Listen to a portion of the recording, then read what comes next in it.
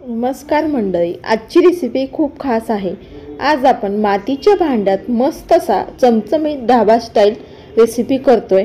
आज आपण रोजच्या वापरण्यातले मसाले वापरून कमी साहित्यात चमचमीत ढाबा स्टाईल इस्लामपूरचा प्रसिद्ध अख्खा मसूर कसा बनवायचा ते बघणार आहोत। खूप जास्त फापट पसारा न घालवता साध्या सोप्या पद्धतीत हा अख्खा मसूर ची आमटी तुम्हाला बघायला मिळणार आहे, जी तुम्ही भाजी चपाती भाकरी सोबतही खाऊ शकता।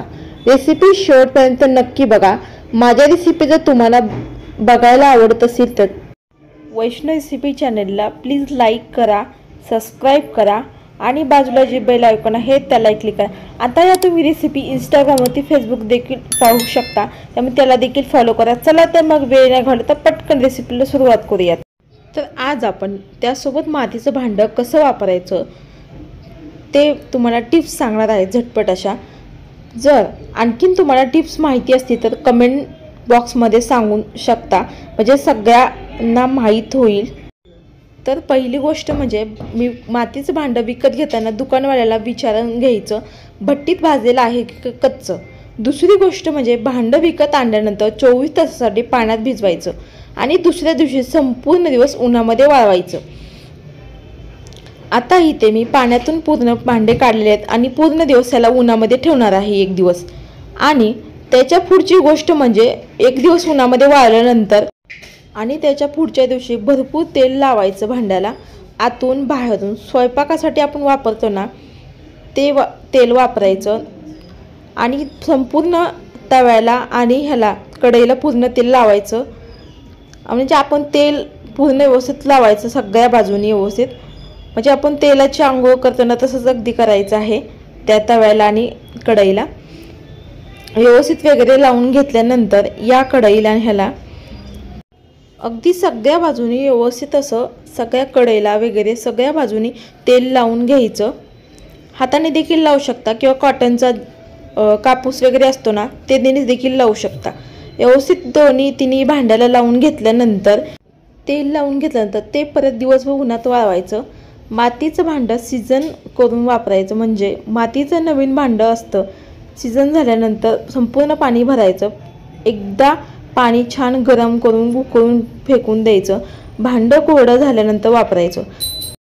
तर अख्खा मसुराची आमटी बनवण्यासाठी सगळ्यात पहिल्यांदा आपण 1 कप अख्खा मसूर सुक्या अख्खा मसूर पाण्याने धुवून घेतलेला आहे आणि रात्रभर पाण्यात भिजत ठेवला आहे। तुमच्याकडे जर भिजण्यासाठी वेळ नसेल तर तुम्हाला भाजी करायची झाली तर यामध्ये गरम पाणी घालायचं, झाकण लावून तासाभरासाठी हे आपल्याला भिजत ठेवायचे। भिजून घेतल्यामुळे एकतर पटकन भिजायला मदत होते, मस्त मऊ भाजी तुमची तयार होते। ढाबा किंवा इस्लामपूर भाजी करण्यासाठी अख्खा मसुरा बनवण्यासाठी त्यामध्ये कांद्याचं प्रमाण थोडं जास्त वापरलं जातं, कारण कांदा भाजीमधला मेन हिरो आहे असं तुम्ही समजू शकता। तर इथे मी मातीचं भांडं आहे ते गॅसवरती ठेवलेलं आहे।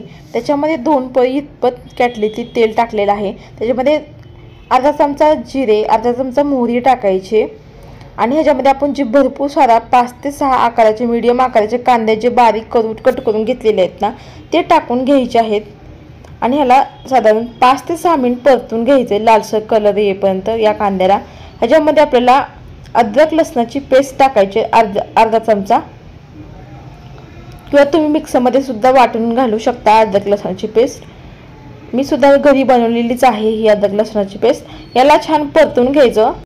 आता या कांदा परताना अगदी चिमूटभर आपल्याला मीठ टाकायचे, म्हणजे कांदा देखील छान आपला ब्राऊन कलर होईल आणि मस्त असा गाळ होईल त्याच्याकरता। इथे कांदा देखील बघू शकता अगदी सोनेरी रंगावरती छान याला परतून घेतलेला आहे। आणि मंडळी अगदी खूप छान अख्खा मसूर ह्याच्यामध्ये बनवून तयार होतो बरं का।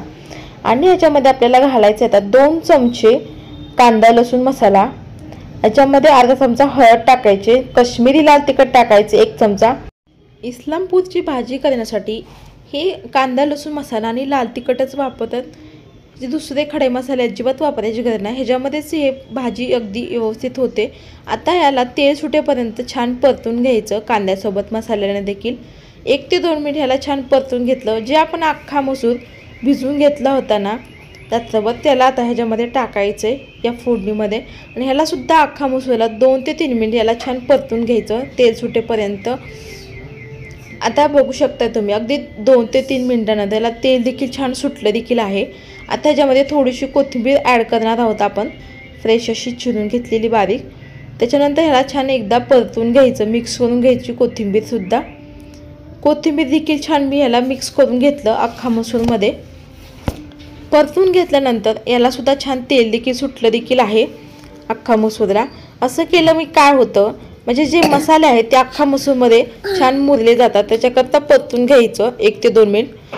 आणि मंडळी अगदी मातीच्या भांड्यात वास खूप सुगंध येतो, एकदम दरवळतो घरामध्ये, खूप मस्त बनवून भाजी बनवून तयार होते ह्याच्यामध्ये। आता या टेक्स्चरला यात घालायचं आहे गरम पाणी। पाणी शक्यतो यामध्ये गरम घालायचं, पाणी गरम वापरायचं। पाणी गरम वापरल्यामुळे रंग छान येतो, चवीमध्येही भाजी अगदी छान फरक पडतो, भाजीला चव अगदी छान येते। 1 ते 1.5 ग्लास गरम पाणी घातलेलं आहे। तुम्हाला जितका पातळ घट्ट रस्सा हवा लागतो असेल त्यानुसार तुम्ही यामध्ये गरम पाणी वापरायचं आहे। मोठ्या आचेवर या भाजीला अगदी खदखदून उकळी मस्त उकळून घेणार आहोत आपण। भाजीला छान उकळी देखील आल्यानंतर याला आता आपण झाकण लावून शिजत ठेवणार आहोत। चवीनुसार मीठ टाकायचे झाकण लावण्या अगोदर भाजीला। चवीनुसार मीठ टाकल्यानंतर याला आता मीठ आहे ते बेताने टाकायचं आणि ह्याला मिक्स करून घ्यायचं। आता याला झाकण लावायचं आहे, मध्यम आचेवर आपण या भाजीला शिजत ठेवणार। आपण अख्खा मसूर शिजवून घेतल्यामुळे याला फार जास्त वेळ लागत नाही, 6 ते 7 मिनिटात मध्यम आचेवर भाजी मस्त शिजून तयार होते। अगदी सगळ्या घरात मस्त सुगंध पसरलेला आहे, याच्यामुळे अगदी कोणतेही वेगळे मसाले फापट पसारा न घालता अगदी साध्या सोप्या पद्धतीने ही अख्खा मसूराची भाजी आपली तयार झाली आहे।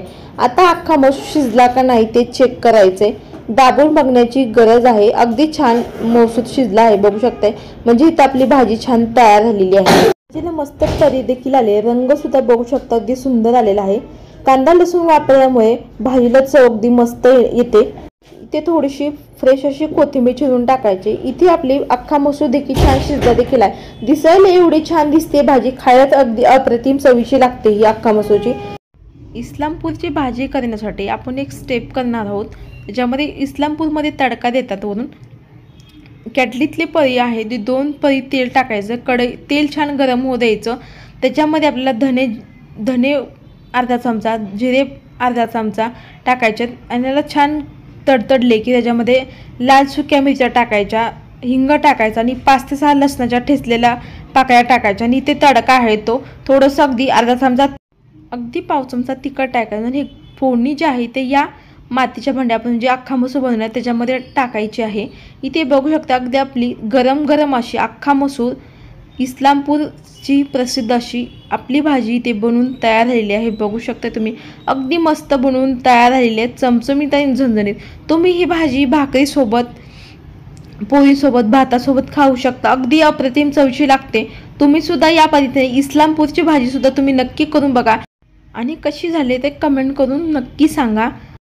माझ्या जर रेसिपी तुम्हाला पाहायला आवडत असेल तर वैष्णव रेसिपी चॅनेलला लाईक करा, सबस्क्राईब करा आणि बाजूला जे बेल आयकॉन आहे त्याला क्लिक करा आणि फेसबुक आणि इंस्टाग्रामला देखील फॉलो करा। वेळात वेळ काढून माझी रेसिपी पाहिल्याबद्दल तुमचं मनापासून चला तर मस्त जबरदस्त रेसिपीमध्ये भेटूया, तोपर्यंत धन्यवाद।